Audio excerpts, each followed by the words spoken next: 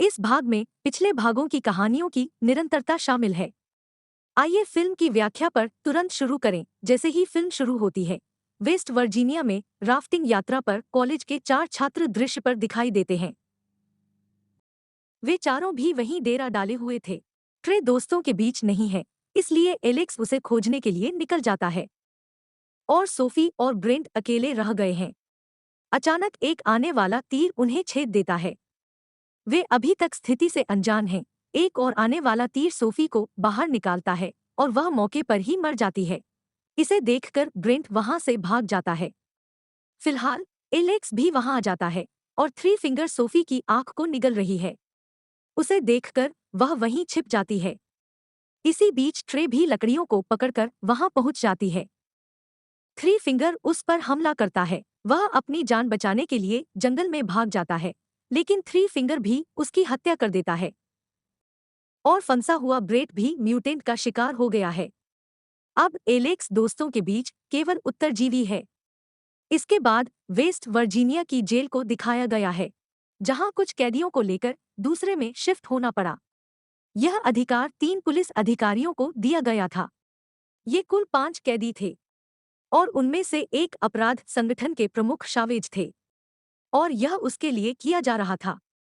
उनके स्थानांतरण की प्रक्रिया 2 दिन बाद होने वाली थी, लेकिन पुलिस को पता है कि शावेज गैंग रास्ते में बस को हाईजैक कर सकता है और वे शावेज को जबरदस्ती रिहा कर देंगे। नतीजतन वे अपना रास्ता बदलते हुए तत्काल आधार पर इसकी योजना बनाते हैं और उनका नया रास्ता खतरनाक पेपर मिल रोड था। वे सभी कैदियों को बस में ले जाते हैं। रास्ते में वे पुलिस स्टेशन में रुकते हैं, जहां उनकी मुलाकात शरीफ कार्ल और डिप्टी लेन से होती है और थ्री टोज नाम की थ्री फिंगर का भतीजा भी हमारे सामने आता है। और यह पिछले भाग में वही बच्चा था जिसे 3 अंगुल द्वारा भोजन प्रदान किया गया था। वह अभी बहुत छोटा है, लेकिन जाल बिछा रहा है। वह खुद फंस गया है, इसलिए थ्री फिंगर उसे वहां आने में मदद करता है। फिर दोनों जाल बिछाकर निकल जाते हैं। उधर दोनों ने थाने में रहकर यात्रा शुरू की। पेपर मिल की सड़क पर ड्राइविंग करते हुए एक ट्रक उनका पीछा करना शुरू कर देता है, जो थ्री फिंगर द्वारा संचालित होता है। वह कांटेदार तार को ठीक करते हुए ट्रक के पहिए को पंचर कर देता है। नतीजतन ट्रक नियंत्रण खोते हुए सड़क से नीचे गिर गया। ट्रक से उतरकर थ्री फिंगर उन्हें देखता है, लेकिन हमला करने से बचता है और फिर पुलिस अधिकारी कैदी को बाहर लाता है। लेकिन मौका पाकर शावेज उसी समय उससे बंदूक छीन लेता है। प्रेस्लो अपनी बंदूक पीछे की ओर से आ रहे शावेज पर इंगित करता है, लेकिन उसकी प्रतिबद्ध कार्रवाई से पहले एक चाकू उसकी गर्दन को छेद देता है और उसकी मौके पर ही मौत हो गई। सभी कैदी इसे शावेज गैंग के सदस्यों की चाल समझ रहे हैं, लेकिन शावेज पर अनगिनत बाणों का हमला शुरू हो गया है। इस तरह उन्हें पता चलता है कि शावेज के गिरोह के सदस्यों का हाथ नहीं है। शावेज ने नेट को सभी की हथकड़ी खोलने का आदेश दिया।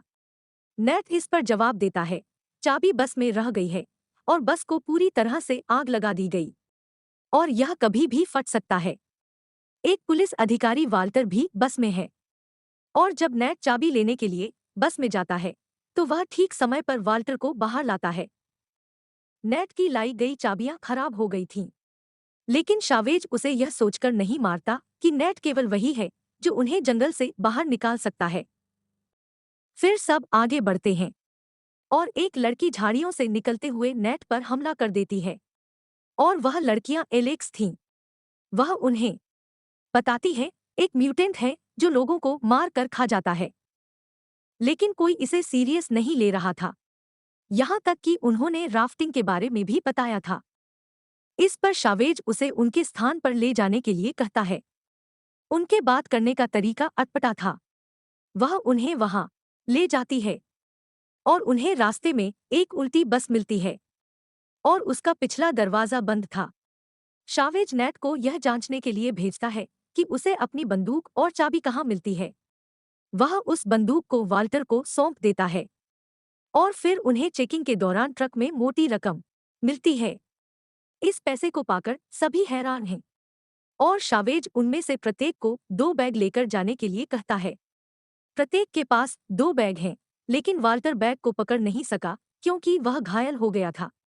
लेकिन शावेज उसे बैग उठाने के लिए मजबूर करता है और वाल्टर ने शावेज पर अपनी बंदूक तान दी। दुर्भाग्य से बंदूक अनलोड हो गई, लेकिन शावेज ने ऐसा करते हुए उसे माफ नहीं किया और उसके सिर पर गोली मार दी।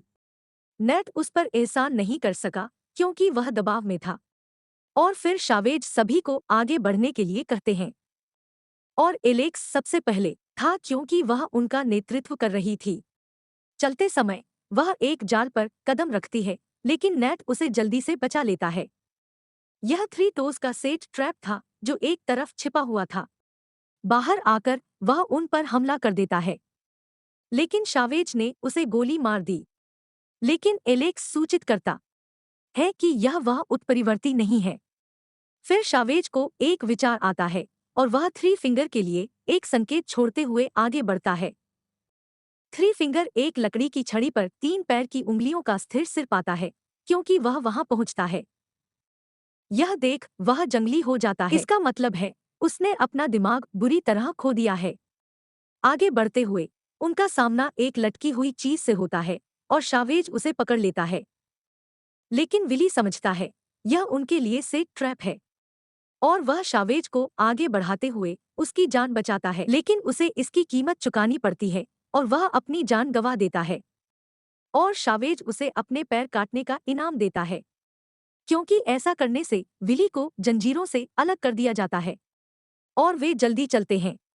दूसरी ओर दीप्ति लेन 2 दिन पहले लापता हुए 4 छात्रों के बारे में डेटा इकट्ठा करती है और शरीफ को अभी भी नेट की ओर से एक भी फोन नहीं आया था, इसलिए वह चिंतित है और वह सोचता है कि उनकी बस को किसी ने हाईजैक कर लिया है। इसलिए वह उनकी तलाश में जाता है, जबकि लेन कॉलेज के छात्रों के लिए जाती है। दूसरी तरफ वे एक पुराने केबिन में पहुंचते हैं। वहां औजार ढूंढकर उन्होंने उनसे अपनी जंजीरें काट लीं। आगे बढ़ते हुए वे 3 फिंगर के ट्रक को देखते हैं जो वास्तव में उनके लिए एक सेट ट्रैप है और यह उनकी जानकारी में है। इसके बावजूद शावेज क्रॉफर्ड कैदी को वहां जबरन भेजता है। जैसे ही क्रॉफर्ड ट्रक की ओर बढ़ता है, 3 फिंगर ट्रक को कंटीले तार में फंसाकर चलाता है और सड़क पर गाड़ी चलाते हुए वह क्रॉफर्ड को उसी सड़क पर पूरी गति से घसीटता है। और जब तक क्रॉफर्ड मर नहीं जाता तब तक वह उसे इतनी हिंसक रूप से घसीटता है। दूसरी ओर फ्लॉयड चावेज पर एक मौका खोजने पर हमला करता है और फिर एलेक्स और नेट वहां से भाग जाते हैं, जबकि शावेज ने फ्लॉयड को काफी प्रहार करते हुए हाफ डेड कर दिया। एक और कैदी उसे वैसे ही वहीं छोड़कर भाग जाता है और शरीफ आगे बस की जगह पर पहुंचने की जानकारी देते हैं। उसके बाद वह अपने कुत्ते को लेकर नेट की तलाश में जंगल में चला जाता है। ब्रैंडन शावेज को सुझाव देता है कि उन्हें पैसे छोड़कर नेट की तलाश करनी चाहिए। शावेज उससे सहमत हो जाता है और कुछ समय के लिए पैसे पीछे छोड़ देता है और वे अंत में नेट को ढूंढते हैं। शावेज उसे मारने के करीब है, लेकिन नेट ने उसे संपर्क करने के लिए पास के वॉच टावर के बारे में सूचित किया। शावेज उसे आखिरी मौका देते हुए उस जगह पर ले जाता है। वे वॉच टावर ढूंढते हैं जो वहां पहुंचते ही जलकर राख हो जाता है और इसे 3 उत्परिवर्ती भाइयों ने जला दिया था। वहां कुछ न पाकर शावेज उसे गोली मारने वाला है, लेकिन शरीफ का कुत्ता मौके पर ही उसे पकड़ लेता है। शरीफ खुद भी उन्हें ठीक उसी वक्त वहां पहुंचकर ले जाते हैं, लेकिन एक पेड़ पर बैठी 3 उंगली वहां से एक लकड़ी का टुकड़ा फेंकती है जो शरीफ के मुंह में छेद कर देती है। शावेज ने तुरंत आदेश दिया और नेट पर बंदूक तान दी, इसे शरीफ से छीन लिया। फिर वह अपने पैसे वापस लेने के लिए वापस लौटता है।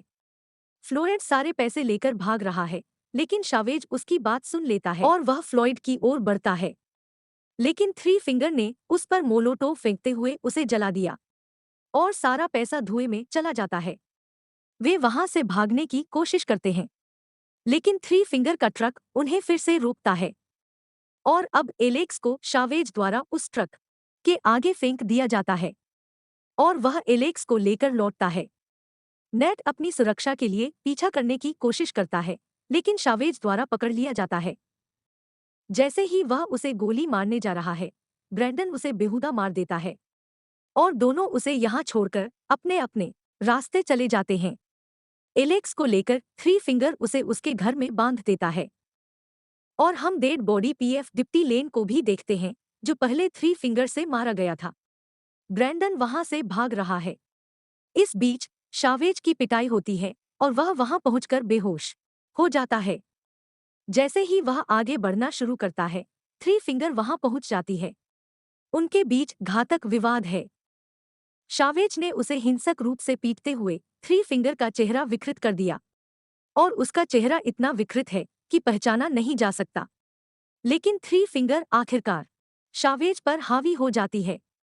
शावेज की खोपड़ी खोलकर वह अपना दिमाग खाता है और अपनी जीत का जश्न मनाता है। नेट को शरीफ का कुत्ता मिलता है, जो उसे एलेक्स के पास ले जाता है। वह एलेक्स को रिहा करता है और वे लगभग जा रहे हैं, लेकिन वहां आने पर उन पर 3 अंगुलियों का हमला होता है।